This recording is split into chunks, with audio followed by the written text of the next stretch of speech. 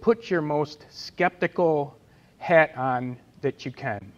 So we're going to approach things from a kind of historical perspective. We're going to look at Christianity from the most skeptical view possible, right? So we're not going to assume, right? We'll get to Christianity. If we assume the New Testament is inspired by God, we're going to end up with the death, burial, and resurrection of Christ, right? If we assume that the New Testament is historically accurate, even, we're going to end up with the death, burial, and resurrection of Christ.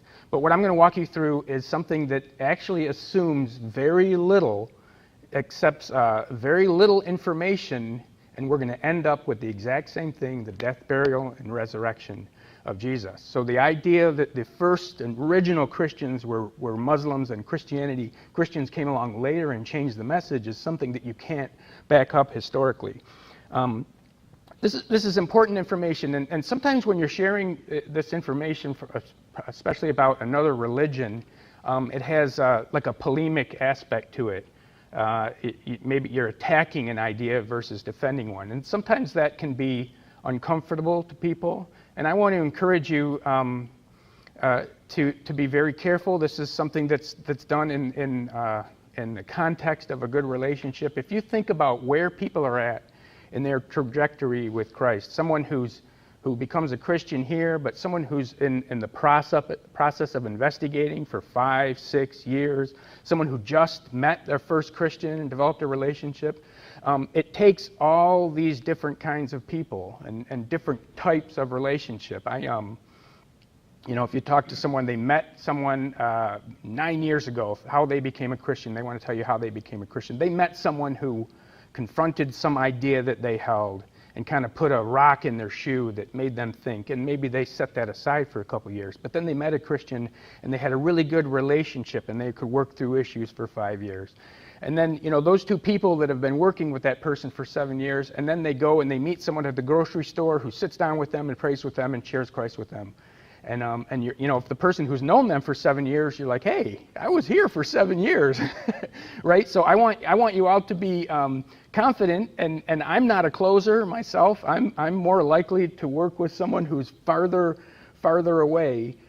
You don't have to be the person that can close the deal. There's different ways, and I want you to be confident in your relationships and in the way you are. And sometimes some people are more confrontational, some people are more gentle, and the person you're working with, and you're the only one, and you and the leading of God are the only ones that can kind of work that out. One example I have is I had a friend named Yasser, and we would meet and have Turkish. He introduced me to this Turkish coffee, which is this really strong coffee with like mud at the bottom, and it was really good. And we had some really good conversations, and he told me he was reading through the Old Testament because he had this folksy idea. It was like some kind of Muslim folklore that there was a Muslim guy who read the Old Testament and he found a secret and it made him really strong.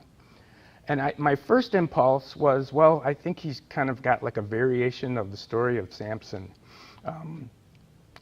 So my first impulse was to say, I think you're talking about Samson. But I decided instead, it's like, you know what? I think the secret in the Old Testament is in Isaiah 53. And if you had a Bible, and he had an Arabic Bible in his car, and I don't know any Arabic, and it took us about a half hour to find the book of Isaiah. In Isaiah 53, I didn't say a word. He read it, and he was reading it out loud and kind of translating it for me, saying he found this is this man. He was silent before, like a lamb to the slaughter, and he bore sins for our iniquities. And he looked at me, and he was kind of dumbfounded. Because he wasn't expecting this. I didn't have to say anything to him. This isn't something that I presented. He just read the book of Isaiah himself, and he looked at me funny, and he's like, this is about Jesus. And I just looked at him and was like, well, that's the secret I wanted to show you in the Old Testament. And he kind of flipped around because he assumed I was tricking him, and it was from the New Testament. And he had, you could see that he was working through some dissonance in that. And then he kind of clamped down and said, well, we don't believe Jesus was crucified. And that was the end of our conversation. And I haven't met with him since that time, and that was quite a long time ago. But I think that's an example that it takes those little steps, and wherever you're at, the confidence you have that when you're working someone where your heart is, doesn't mean head knowledge and heart knowledge are not opposites. Those things don't pull in opposite directions. There's nothing wrong with having good polemic arguments about Islam or ways to defend Christianity. So I just want to encourage you with that first. So I'm going to try to walk through something called minimal facts, and it's something that Gary Habermas put together, and it's really kind of innovative, and it's really kind of interesting. It's something you could Google, minimal facts, Habermas, and you would find it yourself. It's a very simple thing. And first I wanted to walk through what I'm gonna come to the conclusion of is from a historical aspect with the most skeptical hat you can put on. We're going to come to the conclusion, I'm hoping to be able to present to you that we're going to be able to come to the conclusion as a Christian, as an agnostic, as an atheist, that the early original Christians even believed in two things. They believed in the resurrection. There's consensus, even among the most liberal scholarship, that Jesus existed, performed miracles and exorcisms, was crucified, buried in a tomb, and later appeared to his followers. Now, a liberal scholar might not come to the conclusions about those things, but historically, those are things that even liberal scholars will agree on. And the second thing they're going to agree on is that the first Christians saw Jesus as a participant in creation, possessing the divine name, sharing God's throne, and receiving worship. This initial Christology emerged early and dramatically, not slowly over time. Okay, so a Muslim might present the problem like this. And you might have heard this before. God would not allow Jesus to be crucified. So historically, with our most skeptical hat on, let's look at history and see, is there evidence that Jesus was crucified, buried in a tomb, and resurrected? A Muslim would say no. And a Muslim would say no for one reason, right? The Qur'an tells a Muslim that. So we have one source that tells us that they did not kill Jesus, they did not crucify him, that he was made to resemble another. Some would say Judas was actually the one that was crucified, but Jesus was not crucified, he was saved at the end. So we have one source that says Jesus wasn't crucified. It's 7th century, right, written by a person in Saudi Arabia. That's our first historical source, that Jesus wasn't crucified. And he borrows that from a Gnostic source from the 2nd century that says Jesus was swapped out with a man from Cyrene named Simon, and Jesus wasn't on the cross, and Jesus was laughing. It has the Gnostic source has some similarities to the story, but that's our one source. No one takes that from a historical perspective. No one takes that seriously. Okay, so we have other sources. And again, we're going to use the most liberal dates. We're not going to assume, I'm asking us to set aside these things. I'm not saying not true. We're not going to assume the Bible's inspired in order to evaluate the historical things. We're not going to assume that they're authentic. We're just going to accept some liberal dates, the information that we can get from people. Okay, so one is that the Gospels, let's take the book of John. We'll take a liberal date for that. 95 AD, right? I'm not saying I agree with that date, but that's a liberal, like an agnostic New Testament scholar might suggest that the book of John was written in 95 AD. Acts, maybe 80 or 90. Matthew, 80 AD. A critical date from Mark might be 70 AD. So that's the worst it gets for those 4 books. 4 books within 65 years. Historically speaking, that's really, really good, right? That's actually very good. From a spiritual perspective, you think, 65 years, that seems like a long time. That's an entire lifetime. But we're gonna keep going. But it's important to know that just historically speaking, that's excellent. So the sources for Alexander the Great are 300, 450 years after his death. Tiberius Caesar, a contemporary of Jesus, right? We have 4 sources. The best one, there's one that's contemporary, but the best one is 120 years later. So we are right. This is very good, just having those 4 books, for example. But we're not even going to use those 4 books for what we're going to talk about here.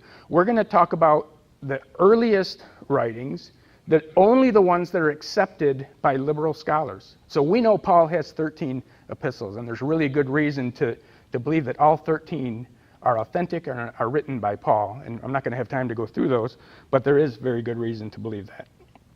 But liberal scholars, agnostic, even some liberal Christian New Testament scholars don't accept them. They accept just a few. They accept Romans, 1st and 2nd Corinthians, Galatians, Philippians, 1st Thessalonians, and Philemon.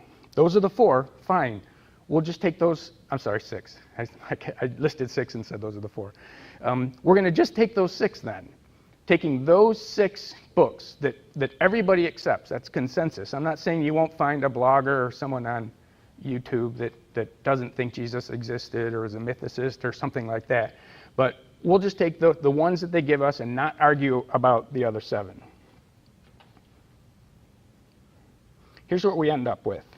Okay, so one other quick note. Scholars agree that after his death, Jesus appeared to his disciples. Exactly how, I am not prepared to say. So I have a quote, that's a quote from E.P. Sanders. He's a New Testament scholar, a liberal one. I'm not going to provide any quotes from conservatives. I'm just going to provide maybe a liberal and agnostic scholarship here. Right? So he agrees that history, just doing history, this is what we see, that Jesus died, buried, and was resurrected. He's not prepared to say exactly how that happened, but that's what he sees looking at history. But, so we're at 65 years, but let's actually go to the very earliest possible date we can get to. And we're going to go to 2 passages from only those accepted books, from Galatians 1 and Galatians 2 and 1 Corinthians 15. Let me see if I can get to those. Okay, hopefully you see, you don't. There we go.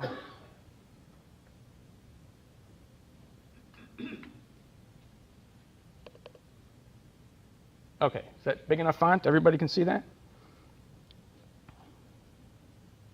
Good? You can see that, okay? Okay. I'm going to go to 1 Corinthians 15. If I can keep track of my mouse here. Okay, so remember, 1 Corinthians is one of the accepted books. And Paul, writing to the Corinthians, says, "Now I remind you, brothers of the gospel, I preach to you, which you received, in which you stand, and by which you are saved. And if you hold fast to the word I preached to you, unless you believed in vain." So he preached to the Corinthians. That's actually a date historically, because we know who was the leader of the city historically. We know exactly what date that is because they only served for 1 year. So we're talking about AD 51, 52. Let me jump back to the slide here. Okay.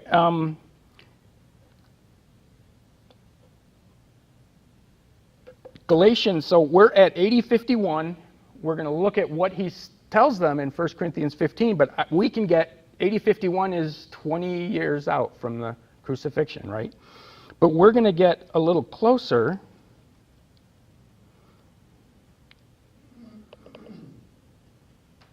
by looking at Galatians, another accepted book by liberal scholars, Galatians 1:11. And here's what he says here: "For I would have you know, brothers, that the gospel that was preached to me is not man's gospel.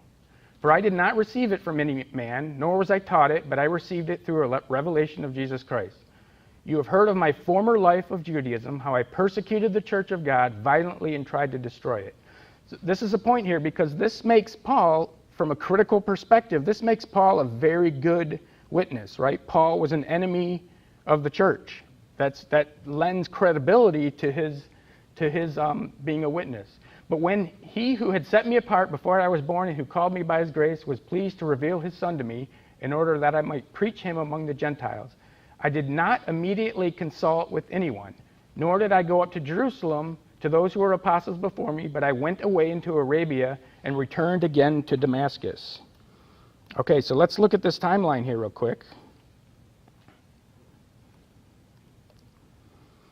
Okay, so we have, you can see the crosshairs at AD 30.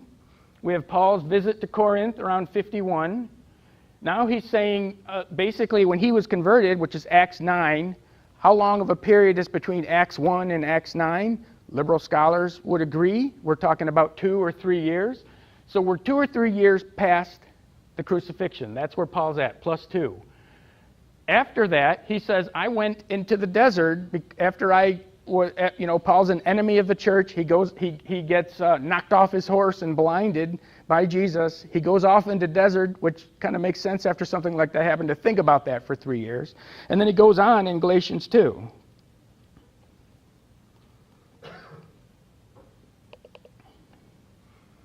Right? Then, I'm back on Galatians 1, I'm sorry. Right, he goes into the desert for 3 years. Then after 3 years, I went up to Jerusalem to visit Peter and remained with him for 15 days. So he's 2 years from the crucifixion is when he becomes a Christian. He goes into the desert for 3 years, and then he comes back to Jerusalem and he meets with Peter, and then he also meets with James, the Lord's brothers, who was another good witness, because Peter is someone who who kind of denied Christ. James is someone who thought Jesus was crazy before the resurrection. So we kind of all have some pretty credible witnesses right here. So 5 years after Christ, we have Peter, Paul, and James together. And what do you think they talked about for 15 days? Right? He meets with Peter for 15 days. It doesn't specifically say what they talked about, but I think we can safely say that they talked about the gospel. The book of Galatians is about remaining fidelity, about the fidelity to the gospel. Okay, so we're at 15 days he meets with Peter and James, so we're only 5 years off from the crucifixion.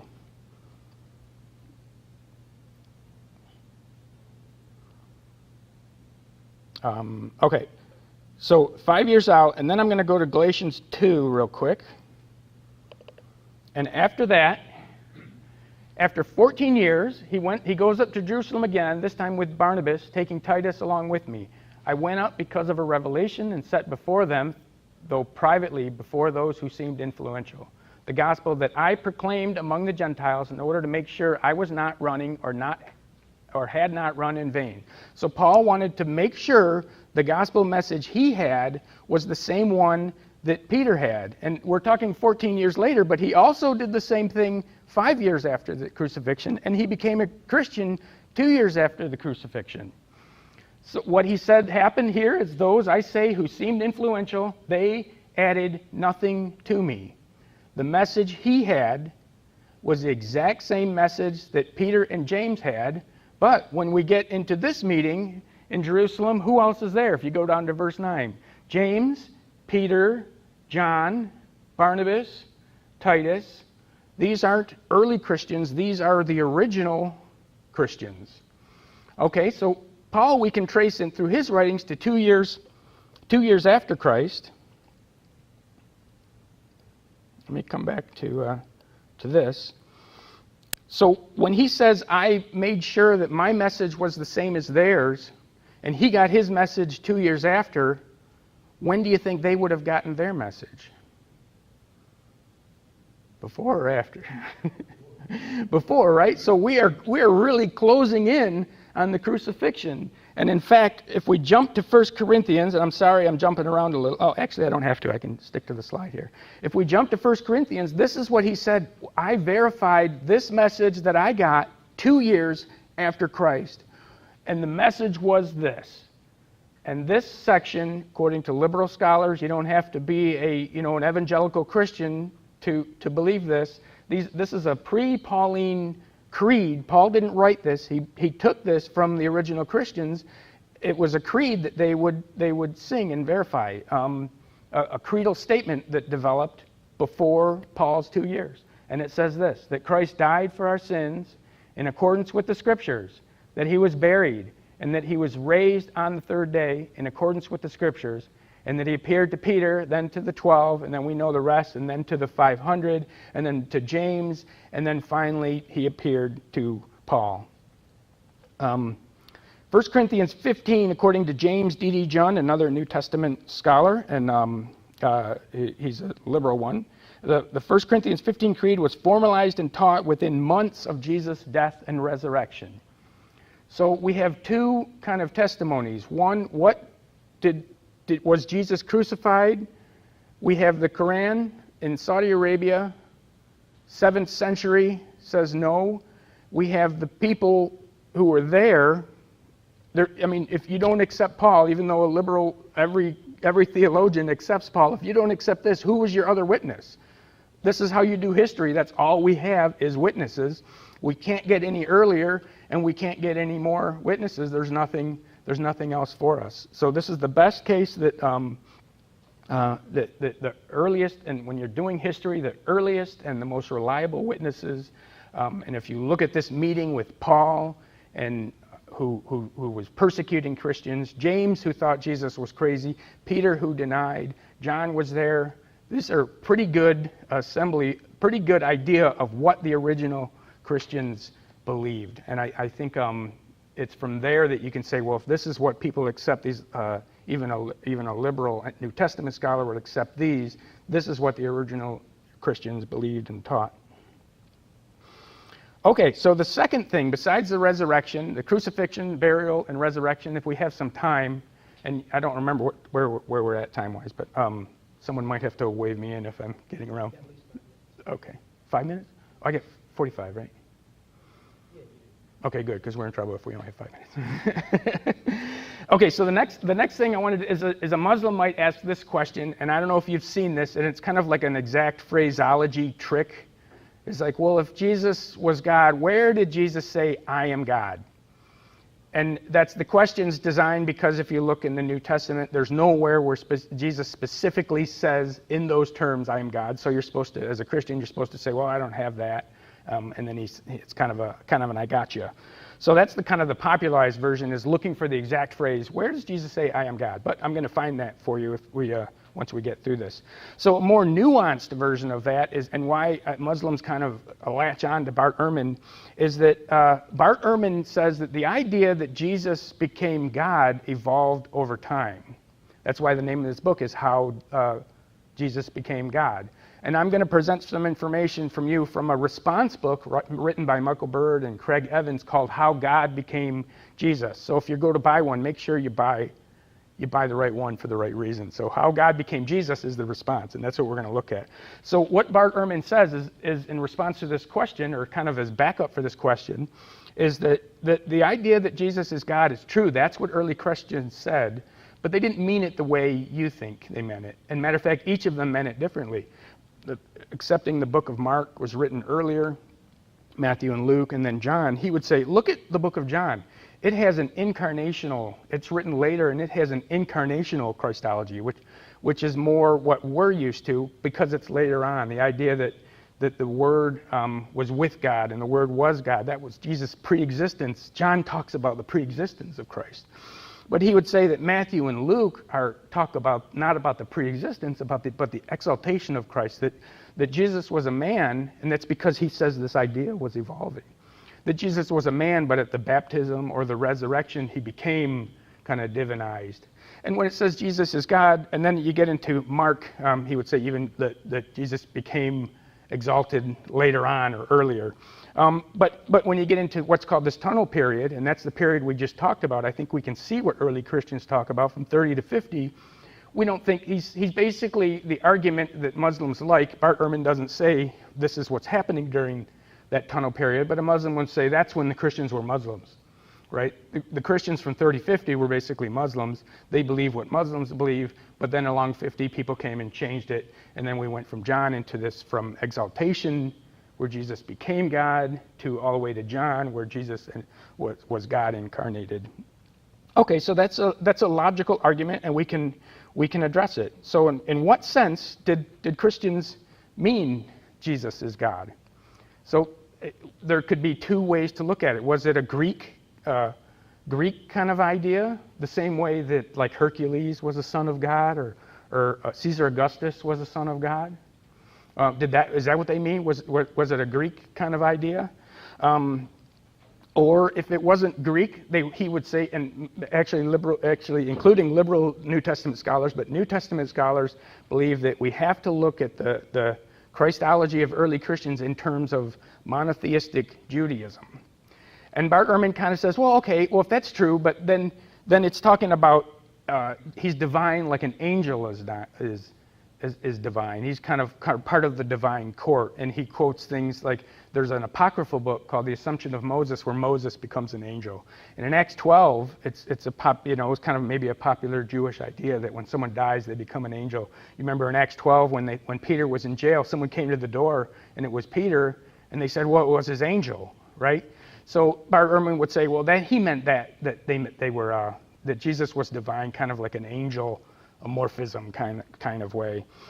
So was it man becoming God or God becoming man? And if we look real quick at John 1, right, we see that the idea that in the beginning, we're going to see this incarnational version that Bart Ehrman says is toward the end, what Christians ended up at, but not what they were in the beginning. John 1, in the beginning was the Word, and the Word was with God, and the Word was God. And Bart Ehrman would say, well, see, that's a Greek idea. John is actually taking the Greek metaphysical idea of the logos, which was kind of the reason and order behind creation, and he was saying that Jesus is he's contextualizing that. But then you go to verse 14, and it says that reason and order became flesh. We know that it's talking about Jesus. So that's a good argument if you just look at, well, maybe that's what's happening. John's talking about it in a Greek way. But you don't have to go very far to see that that's not what Jesus is talking about. And it's true that John is contextualizing the idea that there's reason and order behind the universe is a Greek idea, but he's contextualizing that idea and saying, no, the reason and order behind the universe is God. It's Christ. But we don't have to go very far. And hopefully you have John 8 up here. To see a time when Jesus was confronted by the Pharisees in John 8:56, and it says, your father Abraham rejoiced that he would see my day. He saw it and was glad. So this is Jesus saying, Abraham looked forward to my coming. So the Jews, a little bit enraged, says, so the Jews said to him, you are not yet 50 years old and you have seen Abraham? Jesus said to them, truly, truly, I say to you, before Abraham was, I am.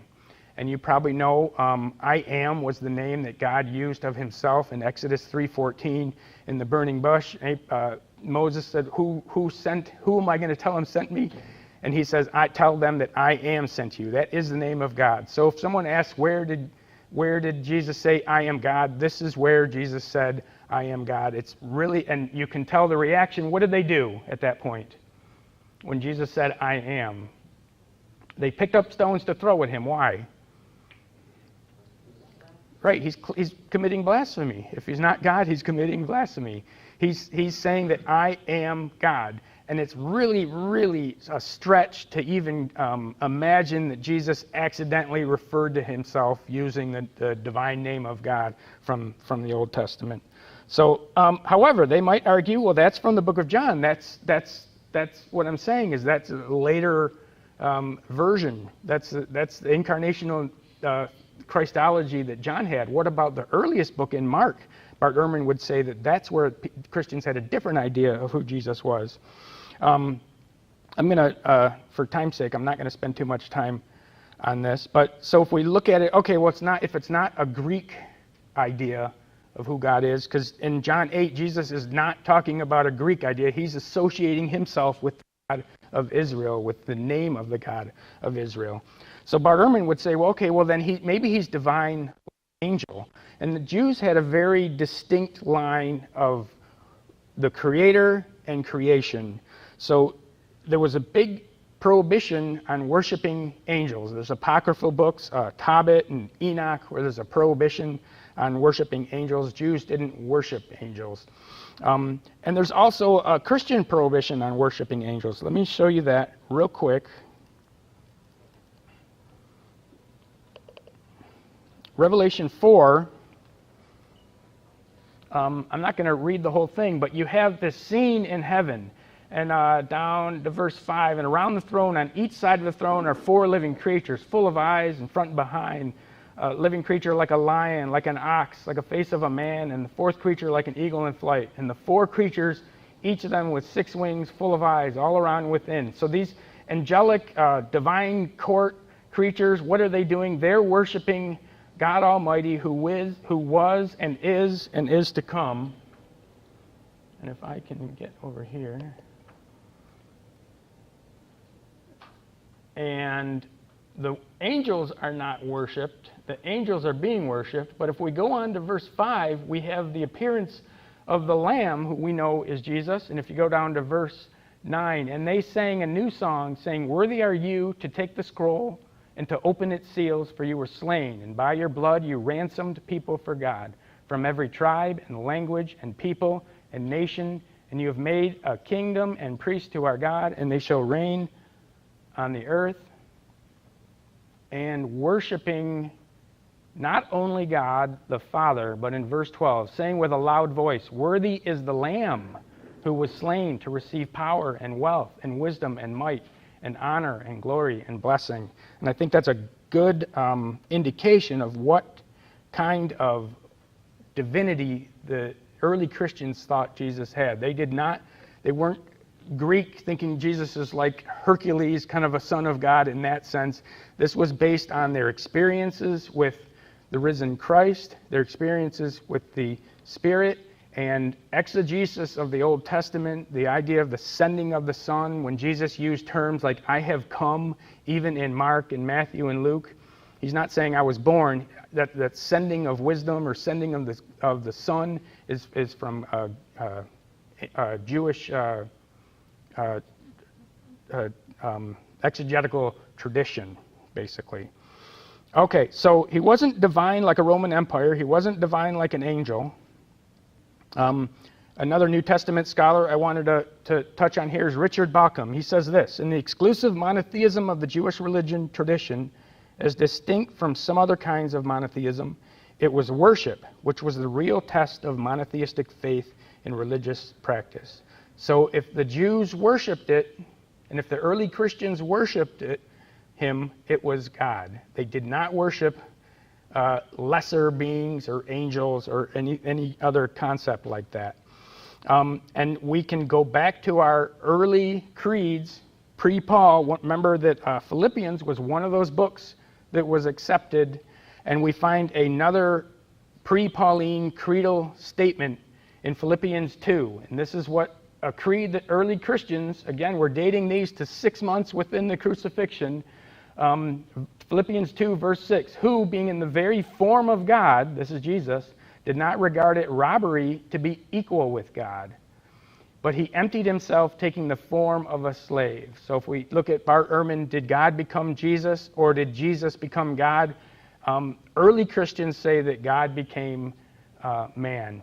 And being formed, this is a kind of a chiastic structure that starts this idea, goes with this idea, until you get to the very middle, which kind of brings us to Jesus' descent, being obedient to death, even death on a cross, and then his ascent to being worshipped, that of the name of Jesus, every knee should bow in heaven and on earth and under the earth, and every tongue confess that Jesus is Christ, to the glory and praise of God the Father.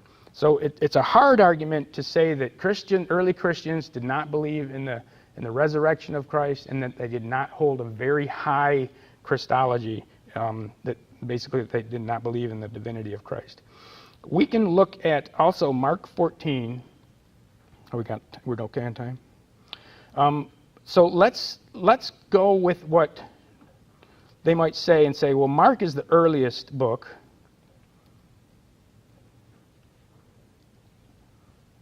So let's see if Jesus answers that question in Mark 14, if I have Mark 14 here. Okay, so Mark 14, Jesus is being questioned by the high priest. And the high priest says, "Are you the Christ, the Messiah, the Son of the Blessed One?" Right, so this monotheistic Jewish high priest, who is the Blessed One? That's an easy one, right? That's God, right? We know that he's talking about the God of Israel. Verse 62, and Jesus says, "I am." So the high priest asks, "Are you the Son of God?" And Jesus says, "I am. And you will see the Son of Man seated at the right hand of power and coming with the clouds of heaven." And this is an allusion to Daniel 7, where the Son of Man, there's the God on his throne, and the Son of Man. Sometimes we think the Son of Man is like how God refers to himself as a man, and Son of God is how God refers himself to a God. That's not actually the case. The Son of Man is a title of this of a figure in Daniel 7 that's given the power over all the kingdoms. The scope is global. It's not just Israel. This, if you look, I won't spend any time on it right now, but if you look at Daniel 7, the Son of Man is a divine figure that is given by God the Father on the throne, and he comes on the clouds. The idea of coming on the clouds isn't an everyday thing. If you look through the Old Testament, God is associated with the cloud. The coming on the clouds is something only God does. Jesus isn't saying, I'm coming on the clouds as a man. He's saying that I'm the Son of Man. I am the Son of God, and you are going to see the Son of Man, this divine figure from Daniel 7, coming on the clouds one day. So the question that someone might ask, maybe in a snarky way, where does Jesus say, I am God? I think you can safely say in John 8 he says it, and you can safely say in Mark 14 he says it. And it's a trick question to try, so you have to explain a little bit in order to answer it. So if someone's not interested in waiting for the explanation, then I guess they won't hear the answer. Okay.